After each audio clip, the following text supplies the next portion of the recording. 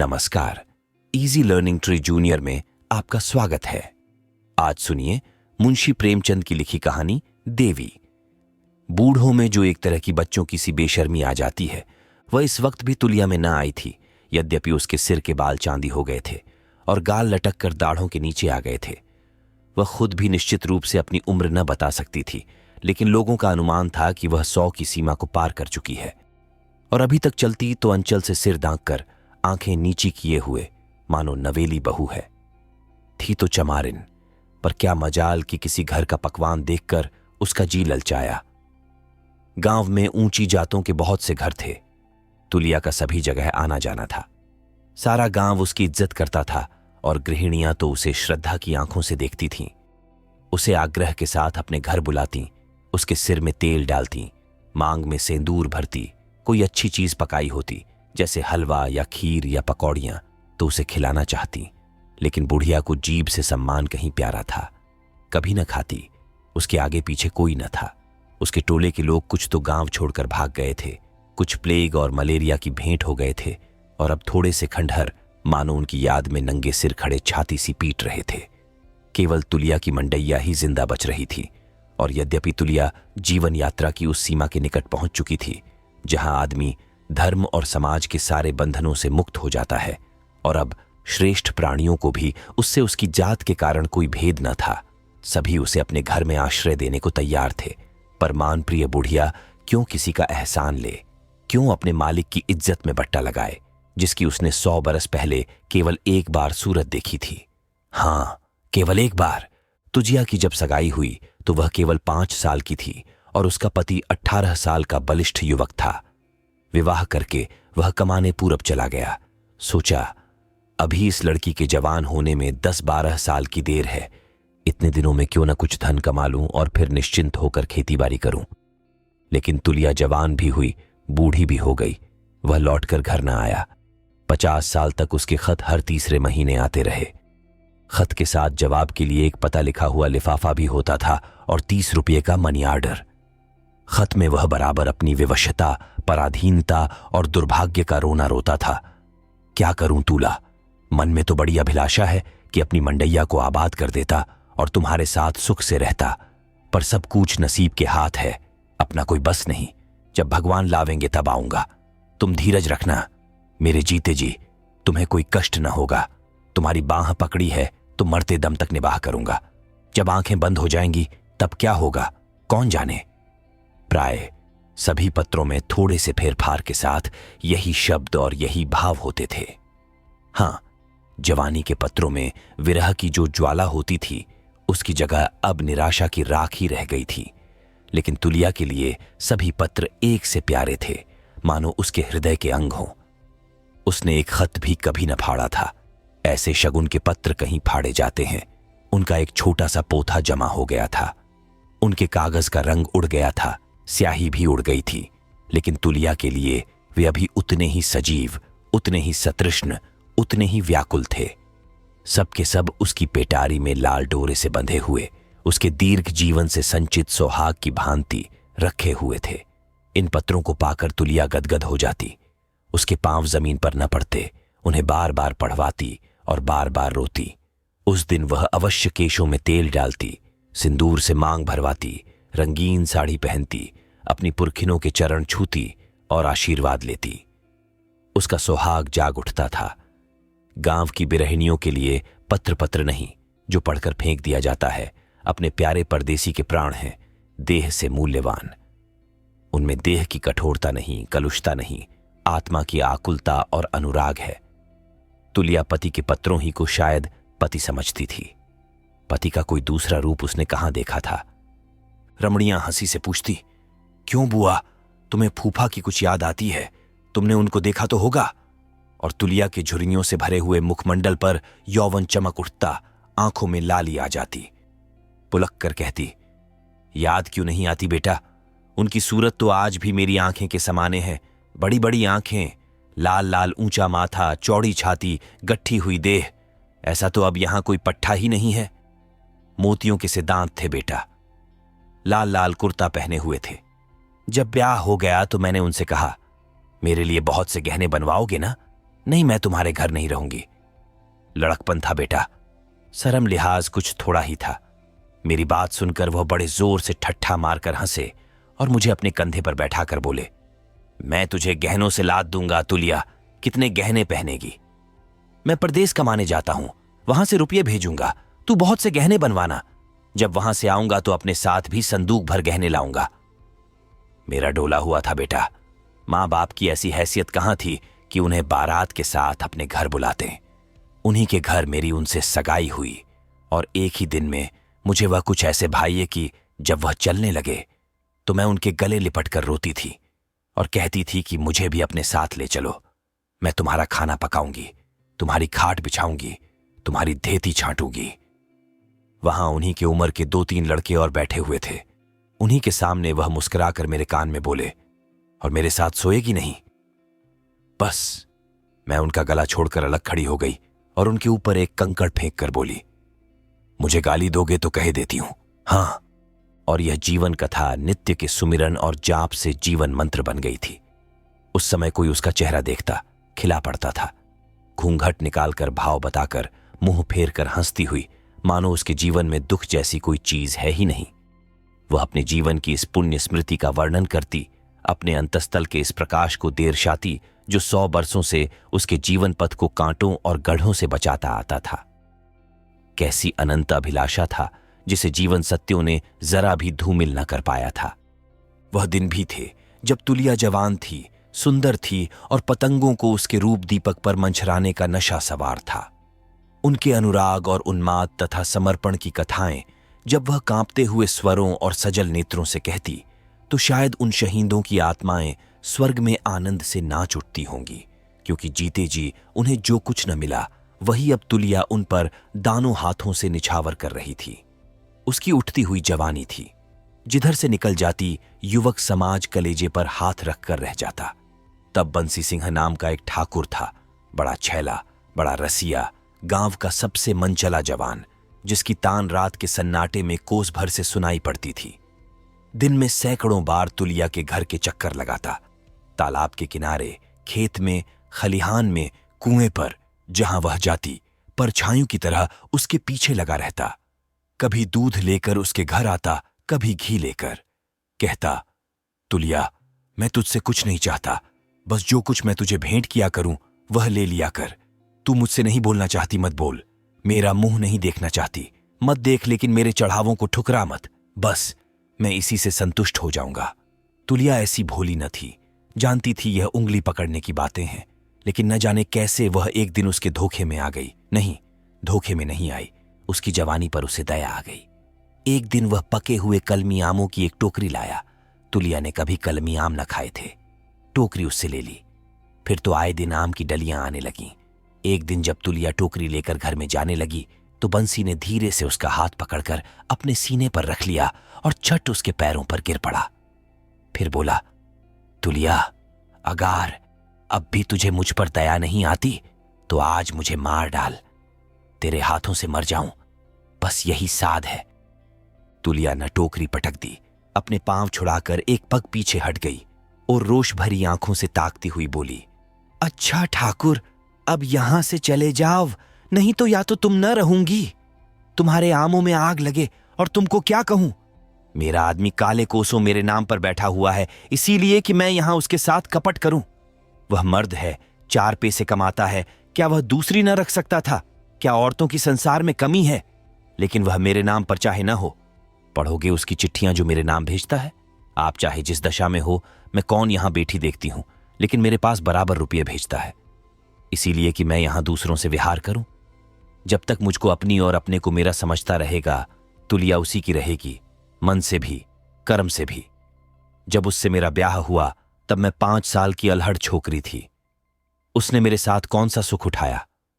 बांह पकड़ने की लाज ही तो निभा रहा है। जब वह मर्द होकर प्रीत निभाता है तो मैं औरत होकर उसके साथ दगा करूं। यह कहकर वह भीतर गई और पत्रों की पिटारी लाकर ठाकुर के सामने पटक दी। मगर ठाकुर की आंखों का तार बंधा हुआ था, ओठ बिचके जा रहे थे। ऐसा जान पड़ता था कि भूमि में ढंसा जा रहा है।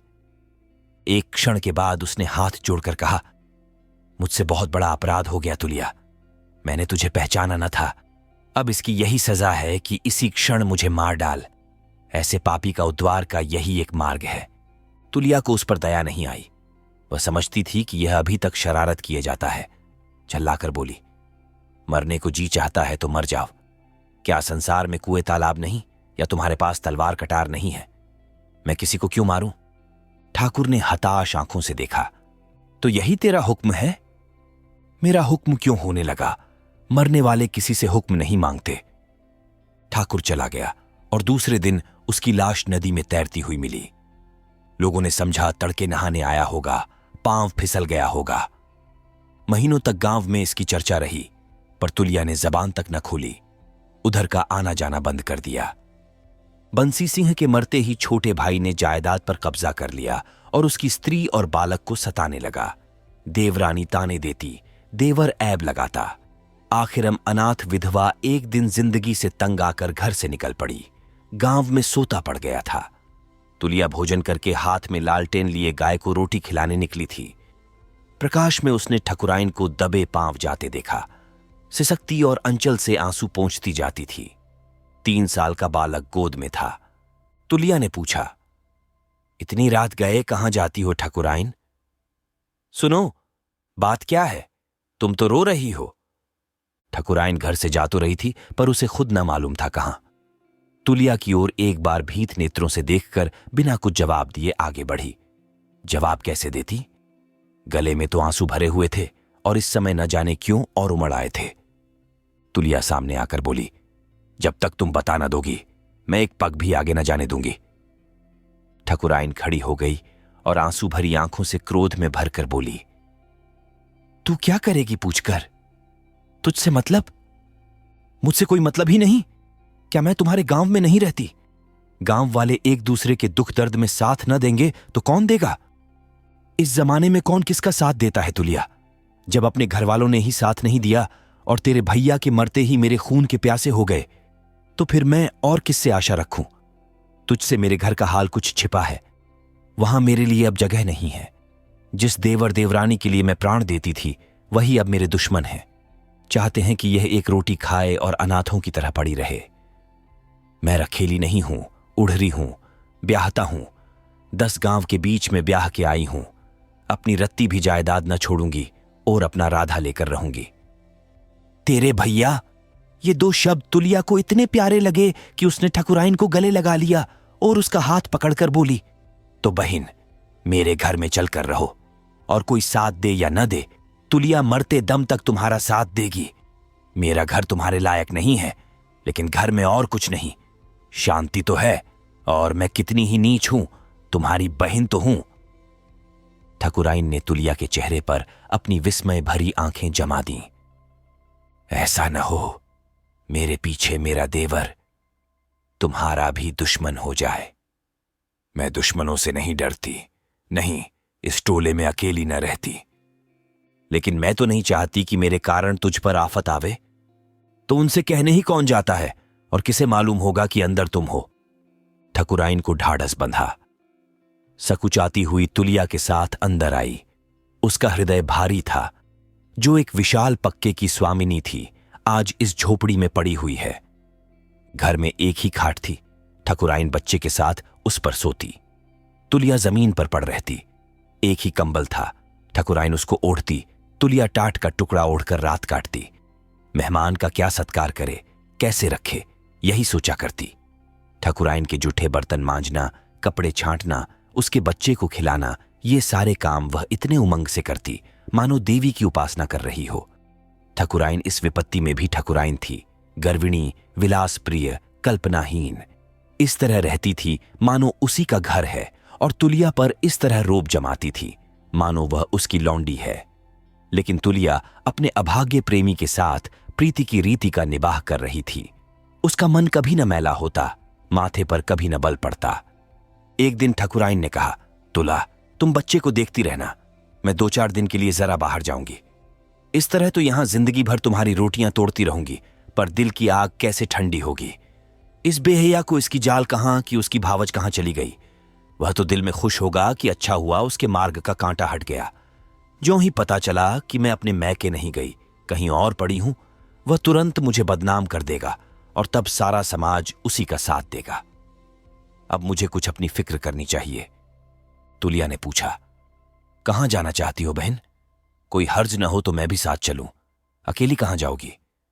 उस सांप को कुचलने के लिए कोई लाठी खोजूंगी। तुलिया इसका आशक न समझ सकी। उसके मुख की ओर ताकने लगी। इकुराइन ने निर्लज्जता के साथ कहा, तू इतनी मोटी सी बात भी नहीं समझी, साफ साफ ही सुनना चाहती है। अनाथ स्त्री के पास अपनी रक्षा का अपने रूप के सिवा दूसरा कौन अस्त्र है? अब उसी अस्त्र से काम लूंगी। जानती है इस रूप के क्या दाम होंगे? इस भेड़िए का सिर। इस परगने का हाकिम जो कोई भी हो, उसी पर मेरा जादू चलेगा। और ऐसा कौन मर्द है जो किसी युवती के जादू से बच सके, चाहे वह रश्मि ही क्यों न हो? धर्म जाता है जाए, मुझ परवाह नहीं। मैं यह नहीं देख सकती कि मैं बन बन की पत्तियां तोड़ूं और वह शोहदा मूंछों पर ताव देकर राज करे। तुलिया को मालूम हुआ कि इस अभिमानिनी के हृदय पर कितनी गहरी चोट है। इस व्यथा को शांत करने के लिए वह जान ही पर नहीं खेल रही है, धर्म पर खेल रही है, जिसे वह प्राणों से भी प्रिय समझती है। बंसी सिंह की वह प्रार्थी मूर्ति उसकी आंखों के समाने आ खड़ी हुई। वह बलिष्ठ था। अपनी फौलादी शक्ति से वह बड़ी आसानी के साथ तुलिया पर बल प्रयोग कर सकता था। और उस रात के सन्नाटे में उस अनाथा की रक्षा करने वाला ही कौन बैठा हुआ था? पर उसकी सतीत्व भरी भर्त्सना ने बंसी सिंह को किस तरह मोहित कर लिया, जैसे कोई काला भयंकर नाग मोहर का सुरीला राग सुनकर मस्त हो गया हो। उसी सच्चे सूरमा की कुली मर्यादा आज संकट में है। क्या तुलिया उस मर्यादा को लुटने देगी और कुछ न करेगी? नहीं नहीं, अगर बंसी सिंह ने उसके सत को अपने प्राणों से प्रिय समझा तो वह भी उसकी आबरू को अपने धर्म से बचाएगी। उसने ठकुराइन को तसल्ली देते हुए कहा, अभी तुम कहीं मत जाओ बहन, पहले मुझे अपनी शक्ति आजमा लेने दो।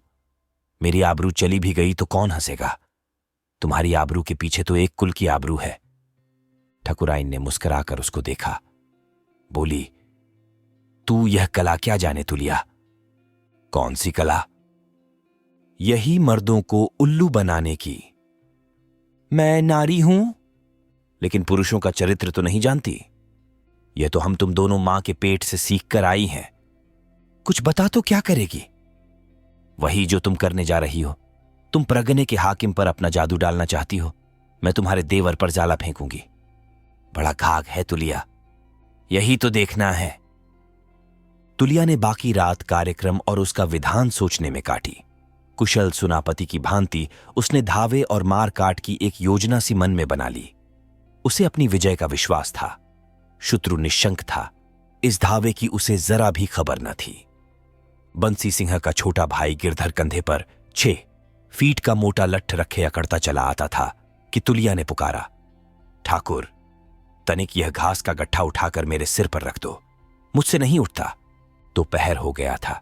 मजदूर खेतों में लौट कर आ चुके थे। बगुले उठने लगे थे। तुलिया एक पेड़ के नीचे घास का गट्ठा रखे खड़ी थी। उसके माथे से पसीने की धार बह रही थी। ठाकुर ने चौंक कर तुलिया की ओर देखा। उसी वक्त तुलिया का अंचल खिसक गया और नीचे की लाल चोली झलक पड़ी।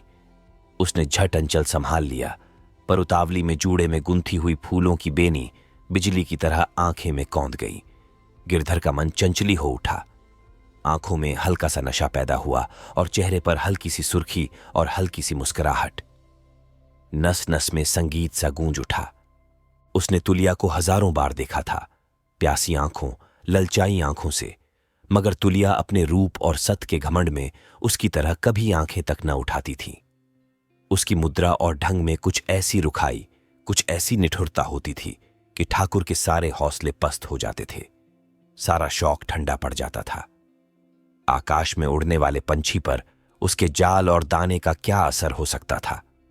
मगर आज वह पंछी सामने वाली डाली पर आ बैठा था और ऐसा जान पड़ता था कि भूखा है। फिर वह क्यों न दाना और जाल लेकर दौड़े। उसने मस्त होकर कहा, मैं पहुंचाए देता हूं तुलिया, तू क्यों सिर पर उठाएगी? और कोई देख ले तो यही कहे कि ठाकुर को क्या हो गया है। मुझे कुत्तों के भूंकने की परवाह नहीं है, लेकिन मुझे तो है। ठाकुर ने न माना। गट्ठा सिर पर उठा लिया और इस तरह आकाश में पांव रखता चला मानो तीनों लोक का खजाना लूटे लिए जाता है। 1 महीना गुजर गया। तुलिया ने ठाकुर पर मोहिनी डाल दी थी और अब उसे मछली की तरह खेला रही थी। कभी बंसी ढीली कर देती, कभी कड़ी। ठाकुर शिकार करने चला था, खुद जाल में फंस गया। अपना ईसान और धर्म और प्रतिष्ठा सब कुछ होम करके वह देवी का वरदान न पा सकता था। तुलिया आज भी उससे उतनी ही दूर थी जितनी पहले। एक दिन वह तुलिया से बोला, इस तरह कब तक जलाएगी तुलिया? चल कहीं भाग चले। तुलिया ने फंदे को और कसा। हाँ और क्या, जब तुम मुंह फेर लो तो कहीं की ना रहूं, दीन से भी जाऊं, दुनिया से भी।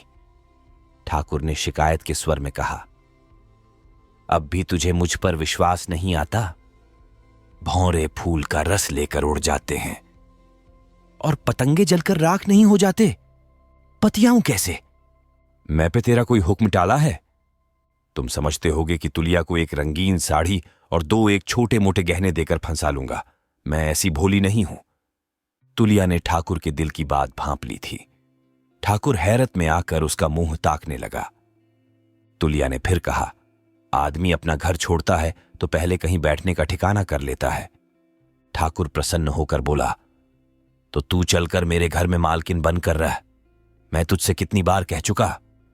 तुलिया आंखें मटकाकर बोली, आज मालकिन बनकर रहूं, कल लौंडी बनकर भी न रहने पाऊं।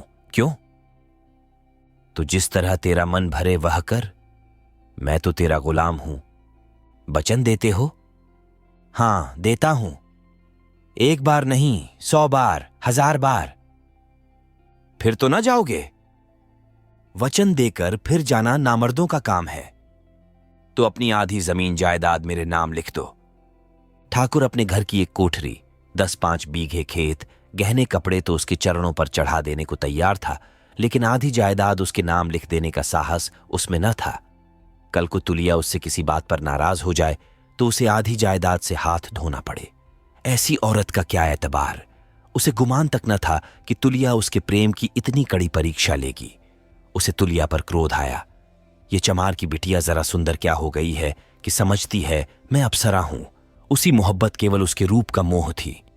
वह मोहब्बत जो अपने को मिटा देती है और मिट जाना ही अपने जीवन की सफलता समझती है, उसमें न थी।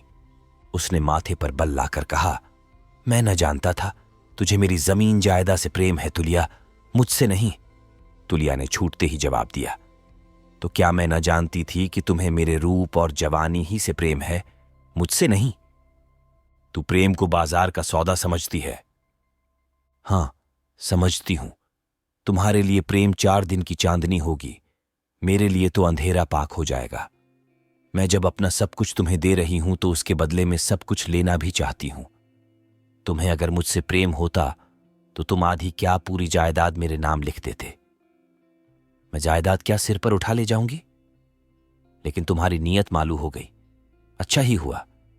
भगवान न करे कि ऐसा कोई समय आवे, लेकिन दिन किसी के बराबर नहीं जाते। अगर ऐसा कोई समय आया कि तुमको मेरे सामने हाथ पसारना पड़ा तो तुलिया दिखा देगी कि औरत का दिल कितना उदार हो सकता है। तुलिया झल्लाई हुई वहां से चली गई, पर निराश न थी न बेदिल। जो कुछ हुआ वह उसके सोचे हुए विधान का एक अंग था। इसके आगे क्या होने वाला है इसके बारे में भी उसे कोई संदेह न था। ठाकुर ने जायदाद तो बचा ली थी, उसके दिल का इत्मीनान गायब हो गया था। जिंदगी में जैसे कुछ रह ही न गया हो। जायदाद आंखों के समाने थी, तुलिया दिल के अंदर।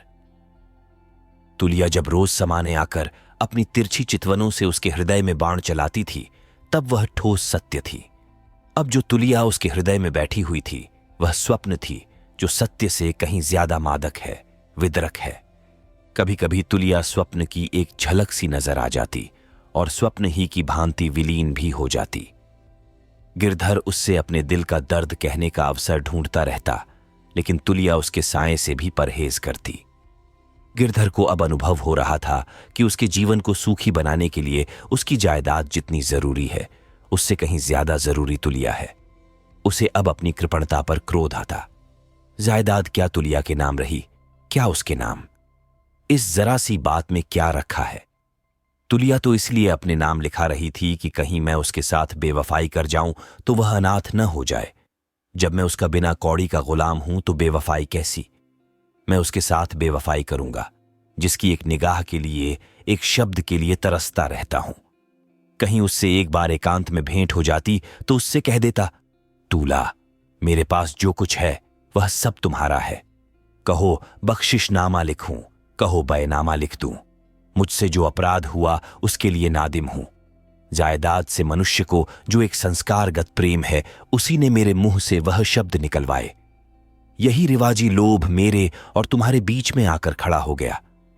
पर अब मैंने जाना कि दुनिया में वही चीज सबसे कीमती है जिससे जीवन में आनंद और अनुराग पैदा हो। अगर दरिद्रता और वैराग्य में आनंद मिले तो वही सबसे प्रिय वस्तु है, जिस पर आदमी जमीन और मिल्कियत सब कुछ होम कर देगा। आज भी लाखों माई के लाल हैं जो संसार के सुखों पर लात मारकर जंगलों और पहाड़ों की सैर करने में मस्त हैं। और उस वक्त मैं इतनी मोटी सी बात न समझा। हाय रे दुर्भाग्य। एक दिन ठाकुर के पास तुलिया ने पैगाम भेजा, मैं बीमार हूं, आकर देख जाओ, कौन जाने बचूं कि न बचूं। इधर कई दिन से ठाकुर ने तुलिया को न देखा था। कई बार उसके द्वार के चक्कर भी लगाए, पर वह न दिख पड़ी। अब जो यह संदेशा मिला तो वह जैसे पहाड़ से नीचे गिर पड़ा। रात के 10 बजे होंगे। पूरी बात भी न सुनी और दौड़ा। छाती धड़क रही थी और सिर उड़ा जाता था। तुलिया बीमार है। क्या होगा भगवान, तुम मुझे क्यों नहीं बीमार कर देते? मैं तो उसके बदले मरने को भी तैयार हूं। दोनों ओर के काले काले वृक्ष मौत के दूतों की तरह दौड़े चले आते थे। रह रहकर उसके प्राणों से एक ध्वनि निकलती थी, हसरत और दर्द में डूबी हुई, तुलिया बीमार है। उसकी तुलिया ने उसे बुलाया है। उस कृतघ्नि अधम नीच हत्यारे को बुलाया है कि आकर मुझे देख जाओ, कौन जाने बचूं कि न बचूं। तू अगर न बचेगी तुलिया तो मैं भी न बचूंगा। हाय न बचूंगा। दीवार से सिर फोड़कर मर जाऊंगा। फिर मेरी और तेरी चिता एक साथ बनेगी। दोनों के जनाजे एक साथ निकलेंगे। उसने कदम और तेज किए। आज वह अपना सब कुछ तुलिया के कदमों पर रख देगा। तुलिया उसे बेवफा समझती है।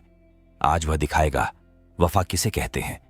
जीवन में अगर उसने वफा न की तो मरने की बात करेगा। इस 4 दिन की जिंदगी में जो कुछ न कर सका वह अनंत युगों तक करता रहेगा। उसका प्रेम कहानी बनकर घर घर फैल जाएगा।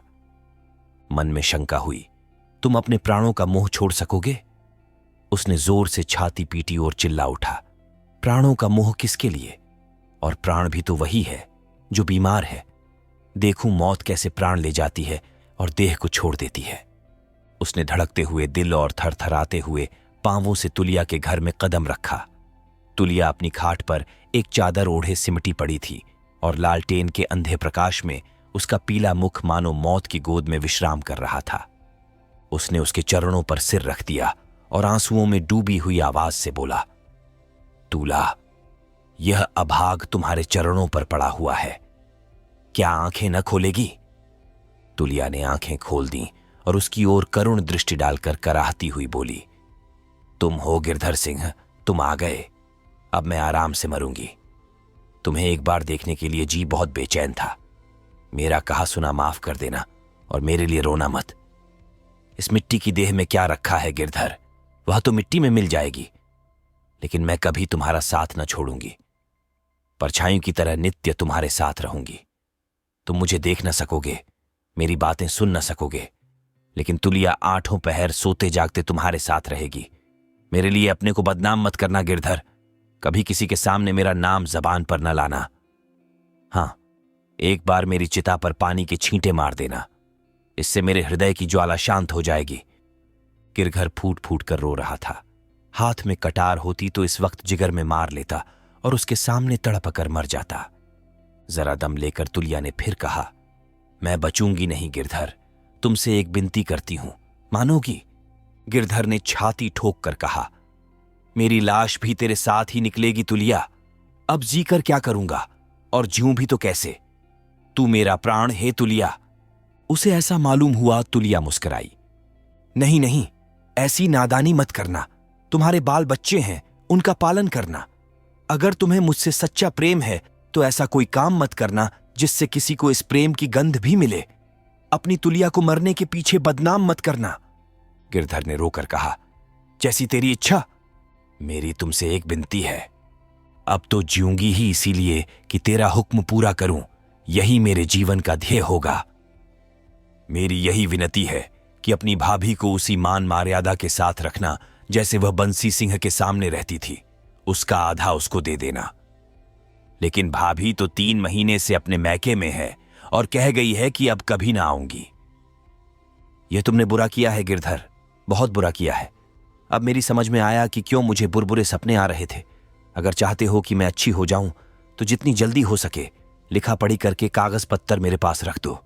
तुम्हारी यह बददियानती ही मेरी जान का गाहक हो रही है। अब मुझे मालूम हुआ कि बंसी सिंह क्यों मुझे बार बार सपना देते थे। मुझे और कोई रोग नहीं है, बंसी सिंह ही मुझे सता रहे हैं। बस अभी जाओ, देर की तो मुझे जीता ना पाओगे। तुम्हारी बेइंसाफी का दंड बंसी सिंह मुझे दे रहे हैं। गिरधर ने दबी जबान से कहा, लेकिन रात को कैसे लिखा पढ़ी होगी तूली? स्टाम्प कहां मिलेगा? लिखेगा कौन? गवाह कहां है? कल सांझ तक भी तुमने लिखा पढ़ी कर ली तो मेरी जान बच जाएगी गिरधर। मुझे बंसी सिंह लगे हुए हैं, वही मुझे सता रहे हैं, इसीलिए कि वह जानते हैं तुम्हें मुझसे प्रेम है। मैं तुम्हारे ही प्रेम के कारण मारी जा रही हूं। अगर तुमने देर की तो तुलिया को जीता ना पाओगे। मैं अभी जाता हूं तुलिया, तेरा हुक्म सिर और आंखों पर। अगर तूने पहले ही यह बात मुझसे कह दी होती तो क्यों यह हालत होती। लेकिन कहीं ऐसा न हो मैं तुझे देख न सकूं और मन की लालसा मन में ही रह जाए। नहीं नहीं, मैं कल सांझ तक नहीं मरूंगी, विश्वास रखो। गिरधर उसी क्षण वहां से निकला और रातों रात 25 कोस की मंजिल काट दी।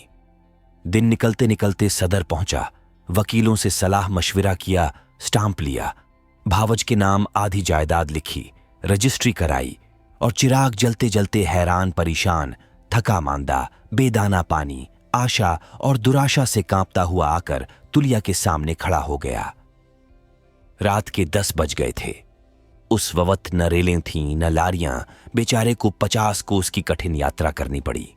ऐसा थक गया था कि एक एक पग पहाड़ मालूम होता था, पर भय था कि कहीं देर तो अनर्थ हो जाएगा। तुलिया ने प्रसन्न मन से पूछा, तुम आ गए गिरधर, काम कराए? गिरधर ने कागज उसके सामने रख दिया और बोला, हां तूला, कराया, मगर अब भी तुम अच्छी न हुई तो तुम्हारे साथ मेरी जान भी जाएगी। दुनिया चाहे हंसे चाहे रोए, मुझे परवाह नहीं है। कसम ले लो जो एक घूंट पानी भी पिया हो। तुलिया उठ बैठी और कागज को अपने सिरहाने रखकर बोली, अब मैं बहुत अच्छी हूं, सवेरे तक बिल्कुल अच्छी हो जाऊंगी। तुमने मेरे साथ जो नेकी की है वह मरते दम तक न भूलूंगी। लेकिन अभी अभी मुझे जरा नींद आ गई थी। मैंने सपना देखा कि बंसी सिंह मेरे सिरहाने खड़े हैं और मुझसे कह रहे हैं, तुलिया तू ब्याहता है, तेरा आदमी 1000 कोस पर बैठा तेरे नाम की माला झप रहा है। चाहता तो दूसरी कर लेता, लेकिन तेरे नाम पर बैठा हुआ है और जन्म भर बैठा रहेगा। अगर तूने उससे दगा की तो मैं तेरा दुश्मन हो जाऊंगा और फिर जान लेकर ही छोड़ूंगा। अपना भला चाहती है तो अपने सत पर रह। तूने उससे कपट किया, उसी दिन मैं तेरी सांसत कर डालूंगा। बस। यह कहकर वह लाल लाल आंखों से मुझे तरेरते हुए चले गए। गिरधर ने एक क्षण तुलिया के चेहरे की तरफ देखा, जिस पर इस समय एक दैवी तेज विराज रहा था। एकाएक जैसे उसकी आंखों के सामने से पर्दा हट गया और सारी साजिश समझ में आ गई। उसने सच्ची श्रद्धा से तुलिया के चरणों को चूमा और बोला, समझ गया तुलिया, तू देवी है। आप सुन रहे थे मुंशी प्रेमचंद की लिखी कहानी देवी।